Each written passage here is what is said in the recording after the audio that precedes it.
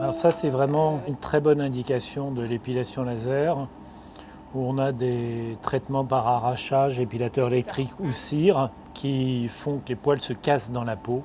Et c'est un processus qui ne régresse jamais, qui va en augmentant. Et l'épilation laser, en 6 à 9 mois, va rendre la peau va restituer la peau comme elle était là.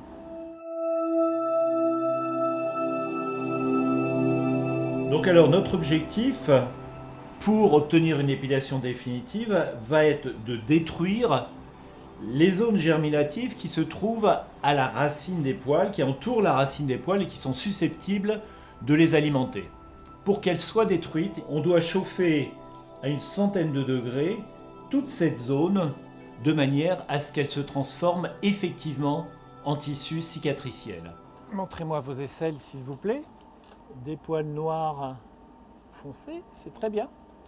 Très bon augure. Plus le poil est foncé, plus il est chargé en mélanine, plus il est noir, plus il va absorber la lumière du laser. Et moins le laser aura besoin d'être réglé fort. Pour obtenir une température élevée, il faut soit un poil foncé, soit un laser très puissant et réglé au maximum de sa puissance. Plus le poil est gros, plus il sera facile à supprimer. La question qui se pose et que posent les patients, c'est oui, mais que va-t-il se passer avec ma peau? Alors il y a un facteur qui est extrêmement efficace, c'est le froid que nos appareils mettent sur la peau, parce qu'on projette sur la peau 1000 litres d'air à moins 30 degrés par minute, ce qui permet de refroidir la peau et d'éviter qu'elle ne chauffe trop quand on va chauffer le poil en augmentant les doses du laser.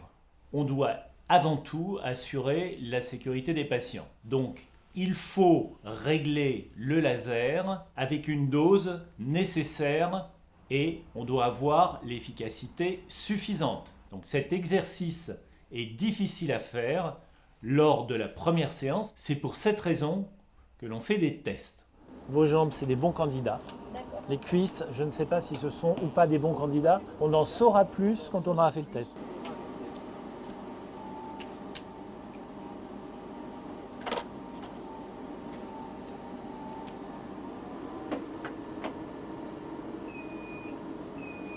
On va faire un passage sur l'aisselle. D'abord, on tire un endroit où il n'y a pas de poils. Est-ce que vous sentez quelque chose? Un petit peu. Ok. Ensuite, là, on tire sur les poils.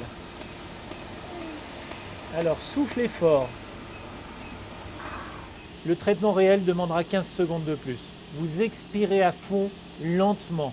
Lentement. Vous ralentissez votre respiration et vous passez le maximum de temps à souffler. Ça réduit la douleur. Quand vous inspirez, ça l'augmente. La deuxième question qui va se poser, c'est est-ce que la peau a toléré ce test? Donc pour ça, on pose des questions. Est-ce que le patient ressent des piqûres d'aiguille ou est-ce que le patient ressent une chaleur diffuse? Vous allez sentir soit une chaleur, soit des piqûres d'aiguille. Les piqûres d'aiguille, c'est vos poils qui montent à plus de 100 degrés et qui vous font comme une aiguille brûlante. Donc je fais un premier tir. Les aiguilles. Donc si jamais vous sentez une chaleur diffuse, vous me le dites, c'est que la dose est peut-être trop élevée. Est-ce qu'on sent que des piqûres d'aiguilles? Il y a plein d'aiguilles. Alors, c'est une bonne nouvelle. Vous avez des poils assez foncés qui réagissent bien. Si le patient ne ressent pas de douleur, il y a très peu de chances pour qu'on soit efficace. Ça fait super mal, hein? Oui. Ce sera 2 à 3 fois moins douloureux avec 3 tubes d'EMLA. On prend un générique en fait, avec 3 tubes d'EMLA posés 2 heures avant sous cellophane. On contrôle ensuite l'efficacité dans les minutes qui suivent le traitement. Et plus on aura un gonflement, des œdèmes autour du follicule pileux, ce qu'on appelle les œdèmes périfolliculaires, on va expliquer au patient qu'il s'agit d'une sorte d'urticaire, d'un gonflement.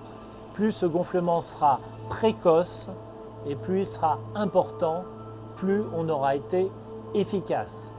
On va demander au patient de nous dire pendant combien de jours la peau est restée rouge. Vous nous direz pendant combien de temps ça reste rouge. Si ça reste rouge 2 à 3 jours, c'est normal, on gardera la dose. Si ça reste rouge une journée et que c'est nécessaire, on augmentera la dose.